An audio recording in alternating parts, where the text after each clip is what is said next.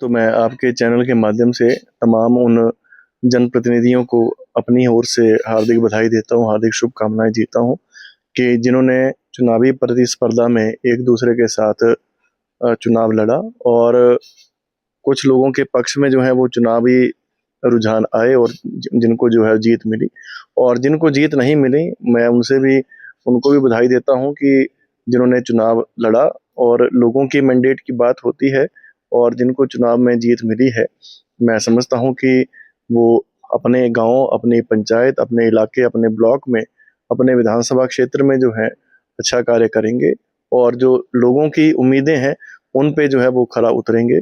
और जहां तक आपने बात की है कि भारतीय जनता पार्टी जिस तरीके से ये कह रही है कि अधिकतर पंचायत प्रधान हमारे हैं, तो मैं आपके माध्यम से ये बताना चाहूँगा कि जिस तरीके से भारतीय जनता पार्टी ने कोई ऐसी आधिकारिक घोषणा तो पंचायत प्रतिनिधियों के प्रति की नहीं थी।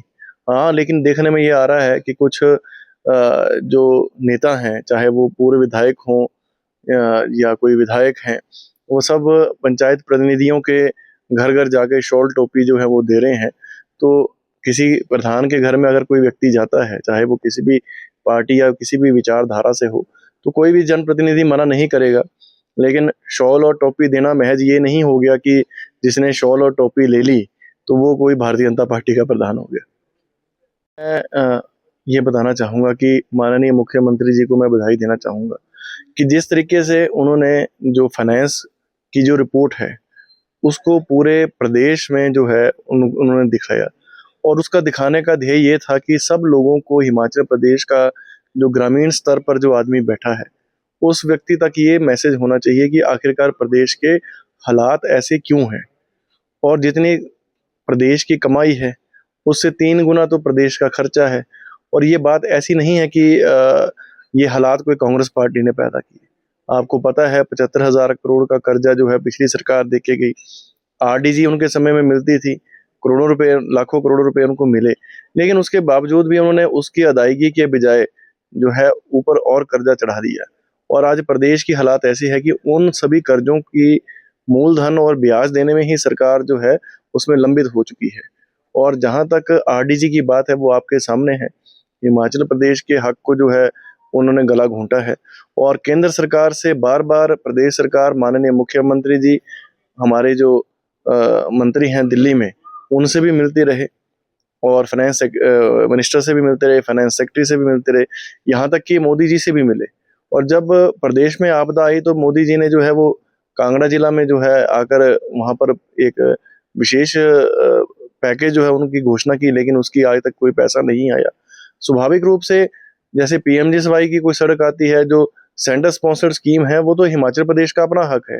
उस पर अगर भारतीय जनता पार्टी बोलती है कि हम दे रहे हैं, हमने उसको दिया है, तो वो हमारा हक है, उसका लेना हमारा, हम मिलना जो है वो हमारा एक हक है, उसको कोई नहीं छीन सकता। लेकिन जो भारतीय जनता पार्टी के नेताओं ने, स्वयं प्रधानमंत्री जब किसी बात को कह के गए हैं तो उसका रिलीफ पैकेज जो है वो आज तक नहीं आया। और जब डिजास्टर हुआ तो गग्गल एयरपोर्ट पे जो है सब लोगों के साथ मिले, जिन्होंने अपने परिवार को खोया, वहां पर उन्होंने एक पूरी घोषणा की। उसके बाद पंजाब में जो जाके जो है घोषणा की।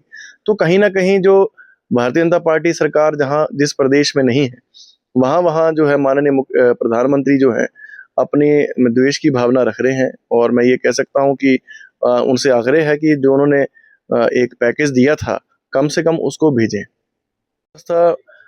ऐसा नहीं है कि कोई हमारे समय में इतनी खराब हुई है, बल्कि आपने देखा होगा कि माननीय मुख्यमंत्री जी ने जो कानून व्यवस्था है उसको लगाम लगाने के लिए, जैसे चिट्टा जो है उसके ऊपर लगाम लगाने के लिए जो है प्रयास कर रहे हैं। सब डिवीजन लेवल पर, डिस्ट्रिक्ट लेवल पर, हमारे यहाँ लेवल पर जो है हर जगह कार्यक्रम हो रहे हैं, मैराथन हो रही हैं, वॉकाथॉन हो रही हैं। लेकिन भारतीय जनता पार्टी उसको भी एक राजनीतिक स्टंट बोलती है।